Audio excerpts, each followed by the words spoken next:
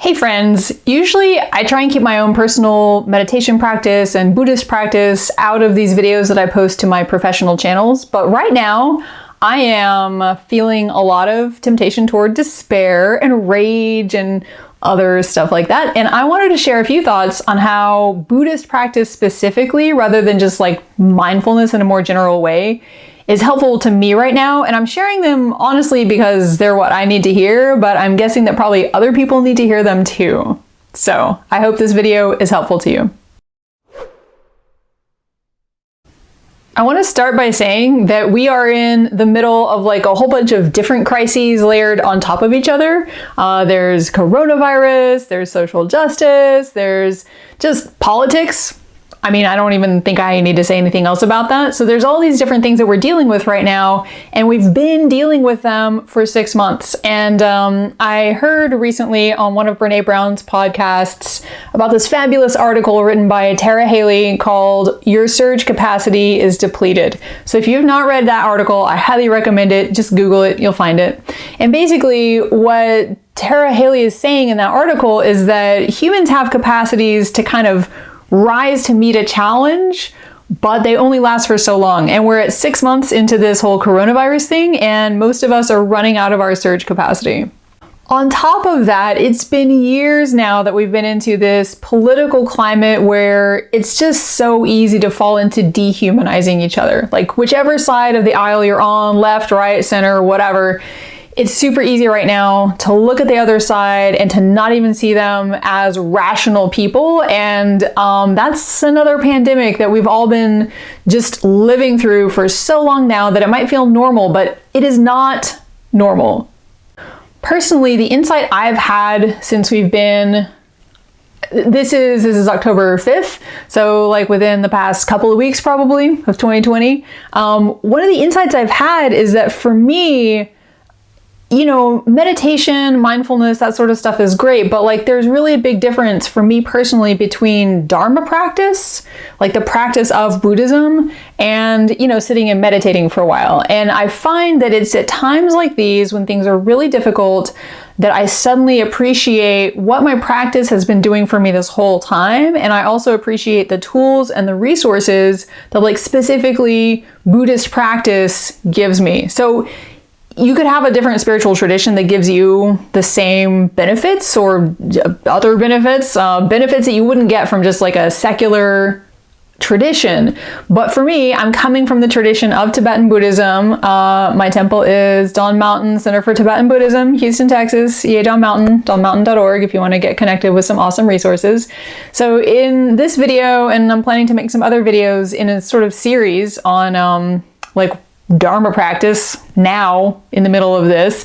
And I'm really going to be talking to like my fellow Tibetan Buddhist practitioners. So if you are not a Tibetan Buddhist practitioner, I hope you still find value in this, but I may use some terms that you might not understand. I might not unpack them fully. So feel free to Google stuff or just know that maybe every now and then something's not going to completely make sense. The key thing I want to share in this video is that times like this are what we train for.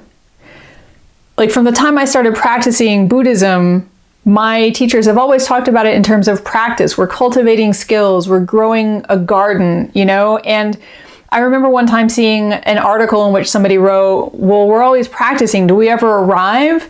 And to me, this kind of moment where it's like one crisis on top of another, this is what we have been practicing for. We're not practicing to like arrive somewhere beyond all suffering and yada, yada, yada. I mean, that is, you know, if you read traditional Buddhist accounts, like that's almost like a side effect of our practice.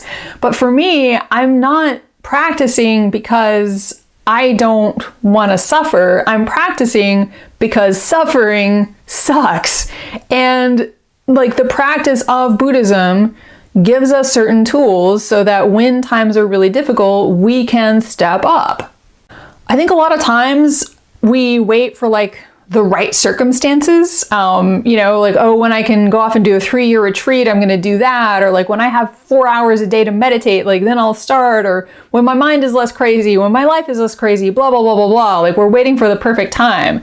But I feel like it's actually these times of like catastrophic stuff going on in our world that are actually, it's a great time to practice. It's a great time to practice because right now, for me anyway, my surge capacity is depleted. I feel like I've hit a wall and I've like switched over to some other source of energy to fuel me.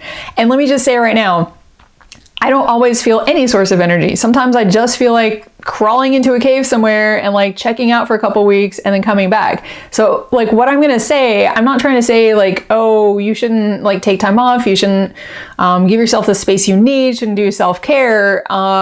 There's a lot of people dealing with like really a lot of stuff. So I just want to put that context out there before I say the rest of it. But the rest of what I want to say is, I think for those of us who have taken refuge and we take that commitment seriously, who are training in bodhicitta, and who again take that commitment seriously, like of course we're going to feel despair and we feel like quitting and giving up sometimes. But it's really a time to step up, and that might look different for different people. It might just be internally not being willing to demonize the other side. Like right now, it's Monday, over the weekend, Trump was in the hospital. I know there's been just a big burst of joy of some people like celebrating Trump getting coronavirus because it seems karmic. And like, it is karmic. He's been wandering around not wearing a mask, encouraging people to gather in public, also not wearing masks for a long time now. It was kind of inevitable.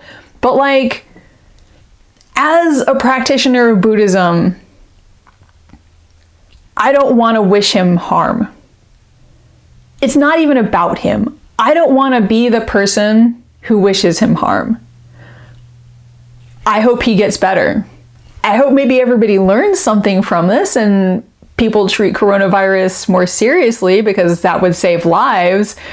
But I feel like it's an invitation to recognize my own potential to go to the dark side and rejoice and wish ill on someone whose policies I do not like.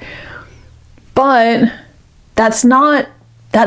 we train so that in these moments we don't go there. Or even if we go there, we don't land there. We don't cultivate those like feelings of hatred and disgust and despair. It's not like there's, politically speaking, a good side and a bad side. I feel like there's the power of despair, the power of hatred, the power of disgust towards one another, and that's the dark side. And either political party can fall into that. I can fall into it. You can fall into it. Whoever you are, like unless you're the Dalai Lama, in which case I apologize, I'm not talking to you. I feel like sometimes we want our anger and disgust to be justified. I mean, anger is justified, disgust is justified, but dehumanizing the other side is not what I signed up for. There's no scenario in which, as a Buddhist practitioner, I can justify not seeing the other side as people. And if I see them as people, that just sets a limit to the kind of thoughts I have about them, the kind of fantasies I want to indulge about what might happen. Because at the end of the day, when I practice the Dharma to the best of my ability, I'm not just sitting to feel 10% happier. I'm not sitting to reduce my blood pressure. I'm not sitting to get more centered so I can work better. I mean, all of those things are great. To me, at the end of the day, what distinguishes Dharma practice from mindfulness-based stress reduction or any of the other great interventions that are not necessarily Dharma, that are just tools to help you shift your state of mind a little bit, like the distinction is the Buddhadharma is meant to be a sword that cuts through our mistaken perceptions and understanding of reality. And the practices that I do every day, like the foundational practices of Tibetan Buddhism, Ngondro, or silent sitting practice, deity yoga practices, those are oriented toward helping us see the world in a radically different way. Not in terms of good and bad, not in terms of me versus you. Like, it's designed to help break down those dualities. And I feel like right now at this moment is such an important time to recognize the mind that creates dualism, the mind that creates me and them, the mind that creates a zero-sum game. Whatever there is, the more I get of it, the more you lose of it. These are all mistaken ways of perceiving the world. And to me, when I indulge in Schadenfreude, as one does sometimes, I'm not gonna lie, like, I can just feel the dualism in my mind and the dualism in my heart growing instead of shrinking.